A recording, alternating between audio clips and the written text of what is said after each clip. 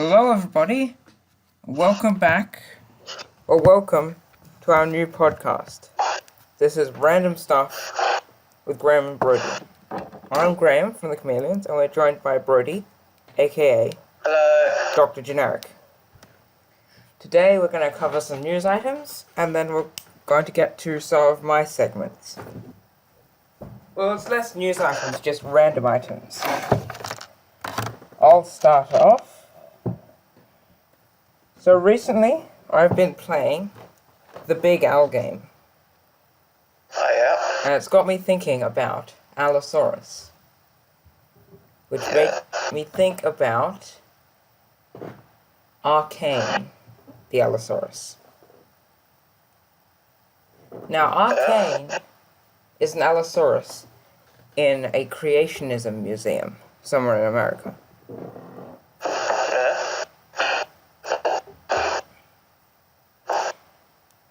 Which brought up a point I made a few times, that I was saying that I would like to go to some of these creationist museums just because in America religion is really big, and Obviously. so these creation museums are much better funded. And they all have, sections talking about how dinosaurs and humans live together. And often they'll have some nice dinosaur fossils. Yeah. Yeah. Now, Well, yeah? so let me just... hang on one sec.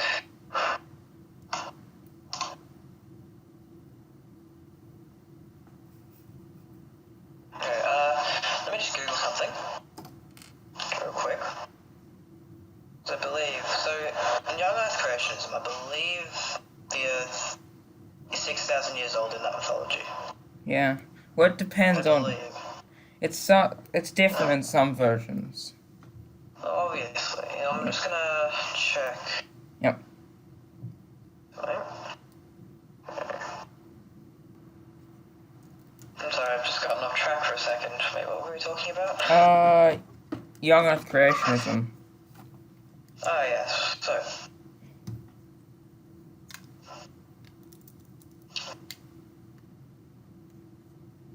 some things to go against Young Earth Creationism. The diversification of fossils throughout the world. Well... So some fossils appear in some certain locations, and other fossils appear in other locations. So, Noah's Ark, right, in the Noah's Ark myth, Yeah. the animals repopulated the world, and they would have to have travelled to different areas of said world. Yeah. Because the Ark...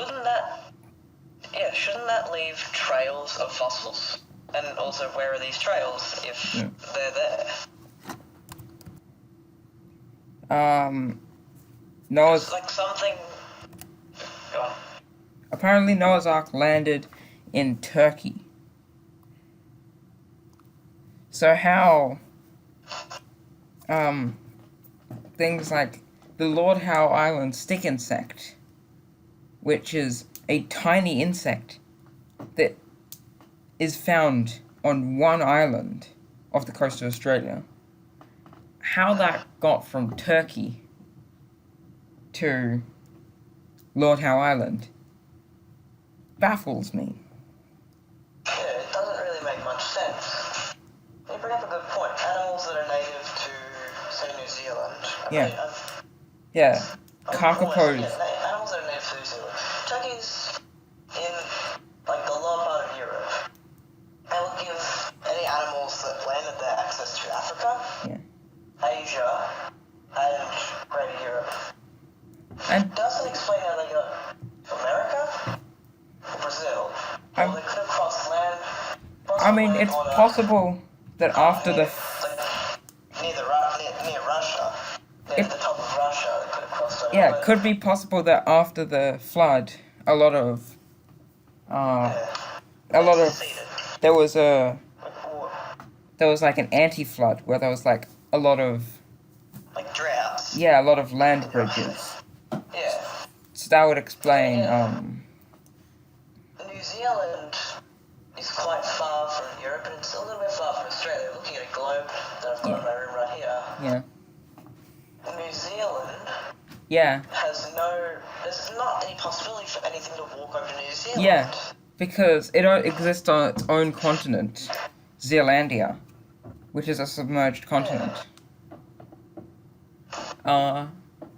So, like, and then some stuff could get... Well, you wouldn't really need stuff to get to Antarctica, because everything that lives there can either swim or fly. Yeah. But what happens to all the, freshwater creatures? Because freshwater creatures can't survive in salt water. And so if we assume that the flood... Well, actually, the saltwater creatures would all die, because the flood water is presumably... The flood would completely mess with the salinization of the water. Yeah, the flood water is presumably, freshwater. Yeah. But then one weird thing I've encountered is that some Christians, some, like, Bible literalists, they interpret the fact that Noah's Ark had dinosaurs on it, because he had to bring everything on it.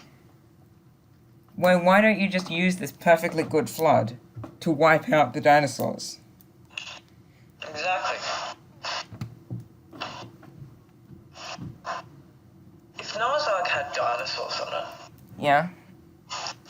so what would cause the dinosaurs to go extinct if they were on Noah's Ark? Because assumedly, I don't know much about the mythology, so I'm just going off my presumption here. Correct me if I'm wrong. But wouldn't there be nothing to wipe out the dinosaurs?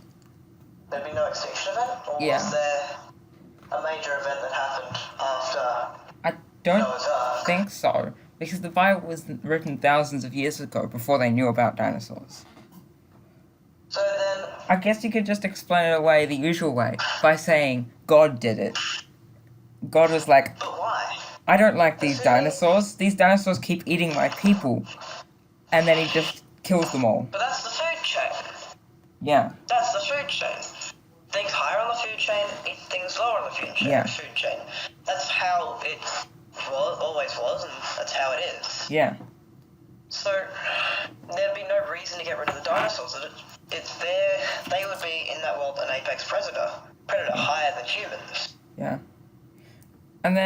But then that doesn't explain it, because most dinosaurs were herbivores. And there were heaps of enormous, massive dinosaurs that were herbivores that could provide easy food to humans.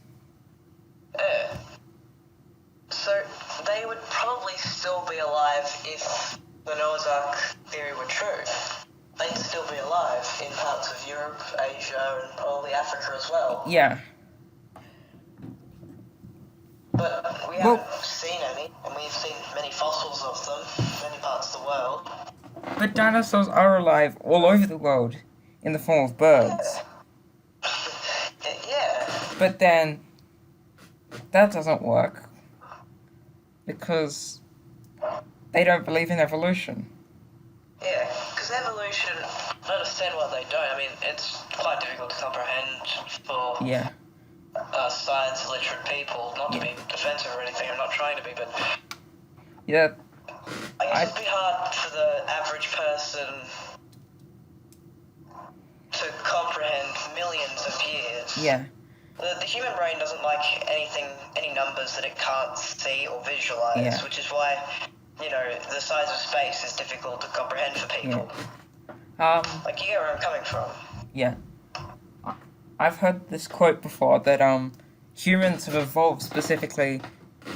We have evolved the ability to not believe in or comprehend evolution. Because we've evolved to be religious.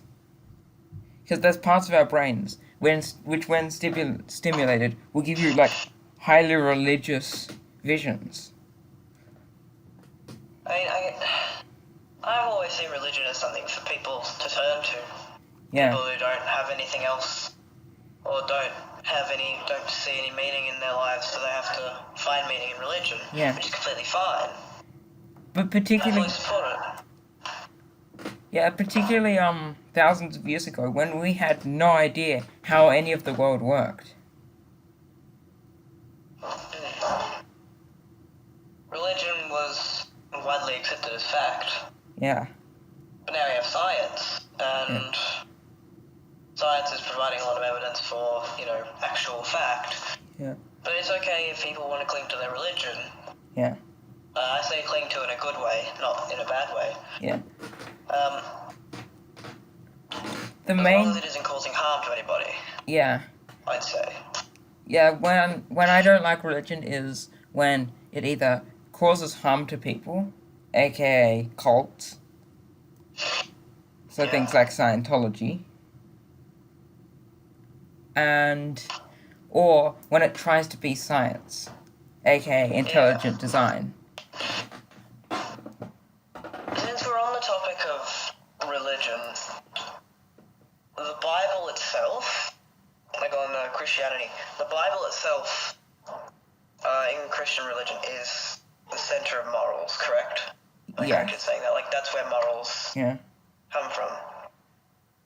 So in the Bible, I believe there's a passage, I'll have to look it up because I don't remember it off the top of my head, but it's about slavery.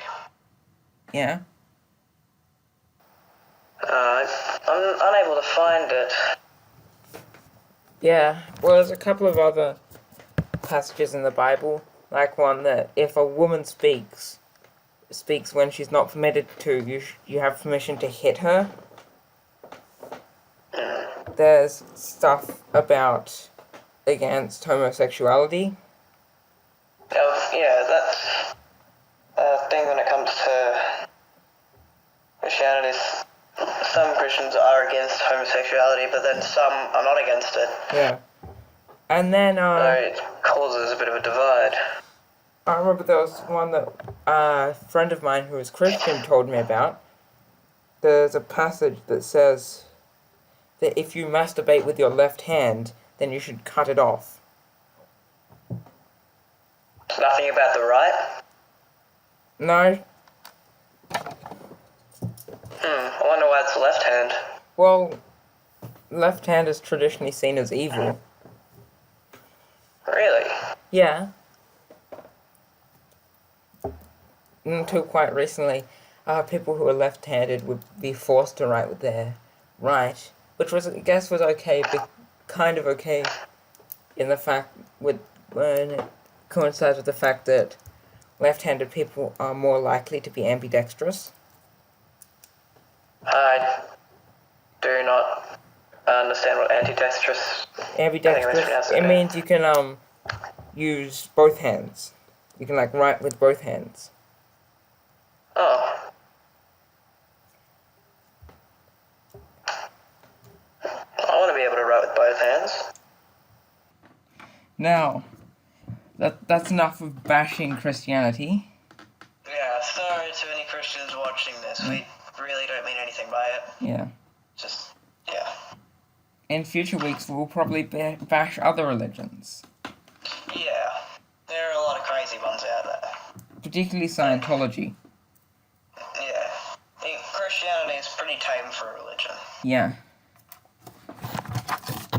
Now, this is Chameleons Educational.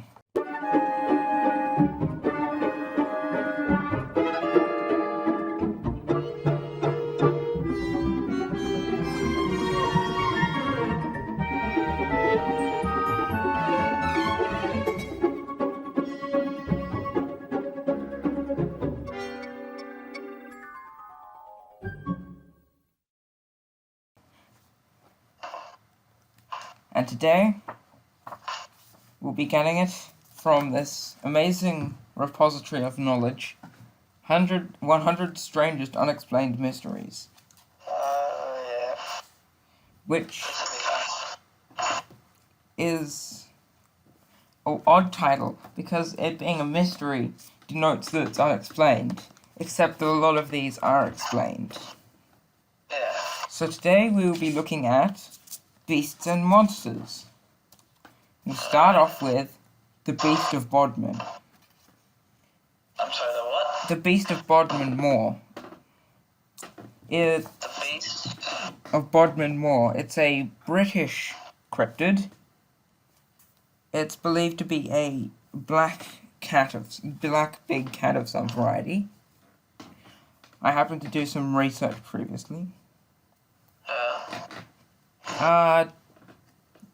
We don't know what it is. It's possible that it's like an escaped jaguar of some form.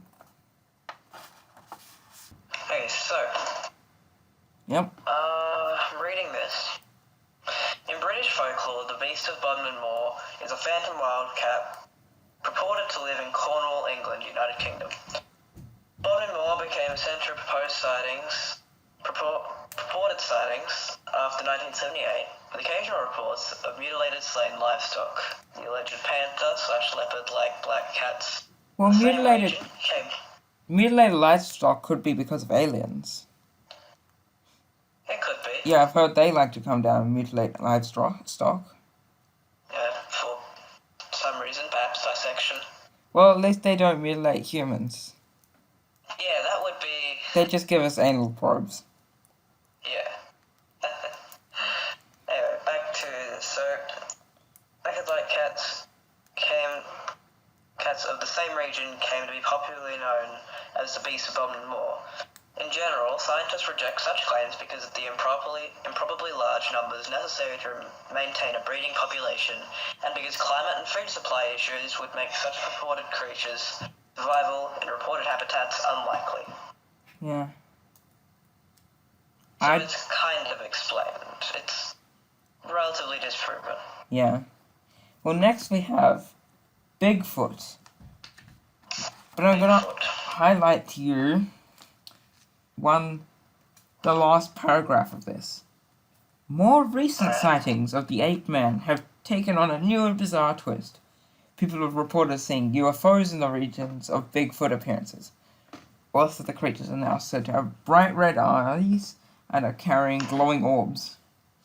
This may seem a strange development, but Sasquatches were always reported as having a quality beyond the physical. It had always been suggested that when they die, Bigfoot bodies vanish into the ether. This is a shame, because to really accept Bigfoot's presence, the world needs to see some hard physical evidence. Sounds like a bit of special pleading. Saying that... By ether? What do they mean by ether? Like, as in, like, not the ether, but, like, when you say something's, like, vanishes, you say it, like, disappears into the ether.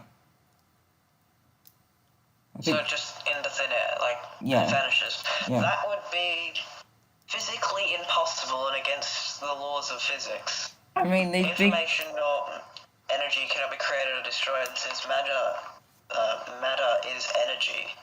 It cannot be destroyed, so it has to go somewhere. I mean, they could dissolve into individual atoms. There they go. If it disappears into thin air, that suggests that it leaves no trace behind. It would have to leave a trace behind. Yeah. But, the glowing... But it could be alien technology, though. You're proposing Sasquatches are alien It type? says here, people have reported seeing UFOs in the regions of Bigfoot appearances. So they could be associated with UFOs, and also they're psychic and magical, because they can carry glowing orbs of light. So the next section is the Loch Ness Monster. Our old favourite. And it has in the book the surgeon photograph, which is the most... I believe this is where you shine. Yeah, Yeah, the Loch Ness Monster, you know the really famous picture that everyone uses? I do. Yeah. That's the surgeon Yeah. photograph, and in fact, that's going to be the background for this episode. So when you watch this on YouTube, the background for the thing is just going to be that picture. Well, that picture was faked. It was admitted by the guy who faked it as being a fake. He used a model. A lot of people have said it might be a plesiosaur, but that it could be a plesiosaur is impossible, due to all other plesiosaurs being wiped out by the same extinction that killed the dinosaurs. And how could plesiosaurs, a marine reptile, survive only survive in the freezing waters of Loch Ness? Waters, which I may add, during the multiple recent ice ages, were completely frozen over. It wouldn't have any access to Air. air. Plus, it's a reptile. So, as well as needing to breathe, it can't make its own heat. And it probably wouldn't have access to much food. Yeah.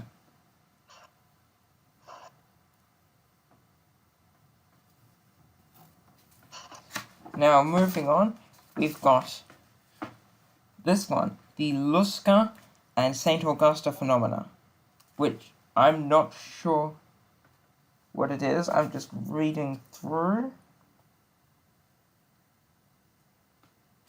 Apparently, they found a massive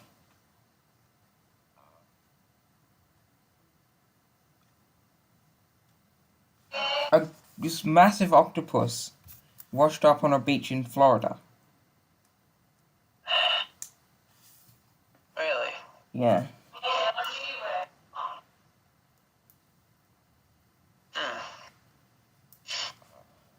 I don't know how this is cryptid. It was probably a giant squid. Most likely. Yeah. That was misidentified. So the thing That is, was a bit of a letdown. yeah. Then we've got the Mongolian deathworm, which the locals of Mongolia, where it's found, are so scared. They call it they're so scared they can't even speak its name. They call it the Algohi Korkohi, I think. Probably pronouncing that wrong, which means intestine worm. Are you sure that that's not just their name for it? So what does this death worm, or whatever it's called, do? Well, the giant worm, measuring up to 4 feet long, that's really small. That's like just over a meter. I was expecting like one of the massive worms from Dune. It can kill people instantly. How? No one knows how. Are there any corpses to study? No. That have been killed by this, so it hasn't killed anything. Some It's just believe it spits a lethal toxin. Others say it emits a massive electrical charge. how would it get the energy for that electrical charge? Also, in a desert, there's the electric eel. Yeah. But in a desert, the electric eel works because it's in water, which transmits electricity quickly, so it doesn't need to use that much electricity. Water is conductive. However, it kills, and it does so quickly from a distance. Apparently it covers its prey with an acidic substance that turns everything a corroded yellow color. So Oh, whoa. this is just what people say about it. Yeah. Like, it hasn't actually, from my knowledge, it hasn't actually killed anybody yet. Yeah. So, Well, how are people aware that this is what happens? this is, Mongolian legend. But it's probably just legend. I guess people... It's kind of like a dragon, but I guess people like the idea of a death worm. And so that it's caught on. I don't think they like the idea of it. They obviously dislike the death worm itself. But like people in Western culture like the idea of it. Yeah. Because not many people believe in dragons. Let's see. Mothman. Mothman. Yeah. I suggest maybe searching up Mothman debunk to get, because Mothman got popularized pretty recently. Is it a movie or something? Someone wrote a series of books. Oh. And then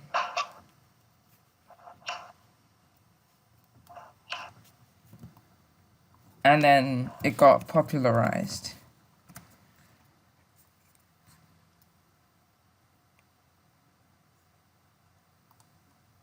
I'll have a look and see if I can find anything on it. I have no idea where, but I found ages ago, I found a book that explained what Mothman actually was. And it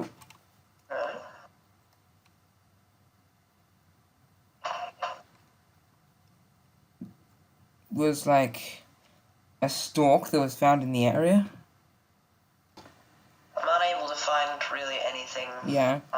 But yeah, it was like a stork, and it was like really aggressive, and so people interpreted it as Mothman.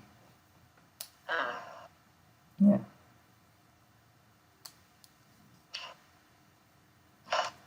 These unexplained mysteries seem very explained. Yeah. When was the book published? This book published... When was it written? This edition was 2004, but it was originally released in 2003. And apparently Mothman would appear before a terrible thing would happen.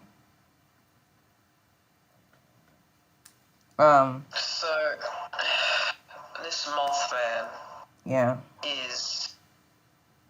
predict bad things happening, so they're a time traveler. Yeah, or can read the future. Even more unlikely. Yeah. Again, time travel was also quite unlikely. Yeah. Well, next we've got the Ogopogo, which is just a knockoff.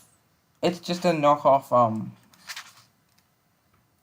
Loch Ness monster found in somewhere in Northern America. It's in Canada. Then we've got the Bear Lake monster, which I'm not going to comment on, but there is a very entertaining video about the Bear Lake monster that I watched that I will put in the description. And then, last up, we have the Yeti. The Yeti? The Yeti. No, I don't know much about the Yeti, so I'll leave this one up to you. The Yeti is pretty similar. It's pretty much the same as the Bigfoot, but found in the Himalayas. It's a Himalayan Bigfoot. Unoriginal, don't you think? Yeah. Well, there are a couple of possible explanations. So, an older explanation was it was Gigantopithecus, which is a giant prehistoric ape from that area. The main evidence we have is footprints. Footprints? Yeah, footprints. Footprints that could belong to a Yeti. Is there any DNA in those footprints? No. So, a footprint that could belong to anything? Yeah. It could belong to a man with very big feet. But a few problems with the Gigantopithecus theory is it's more closely related to orangutans than other great apes. So it was most likely not bipedal. It almost definitely would either knuckle walk, but I guess knuckle walk because it wouldn't be able to swing from trees due to its giant size. And we found bipedal footprints.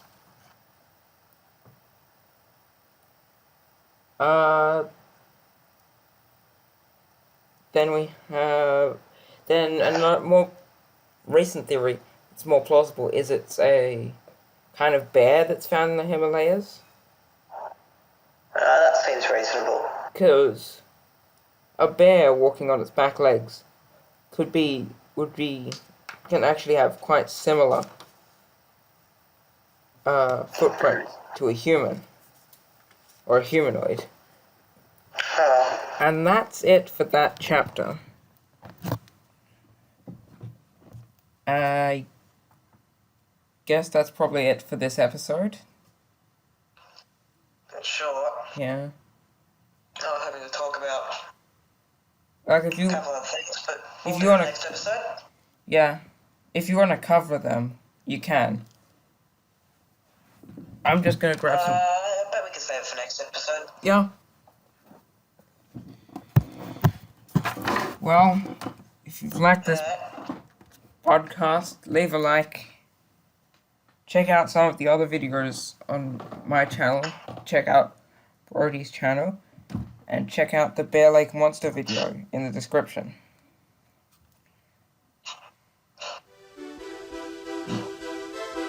Bye.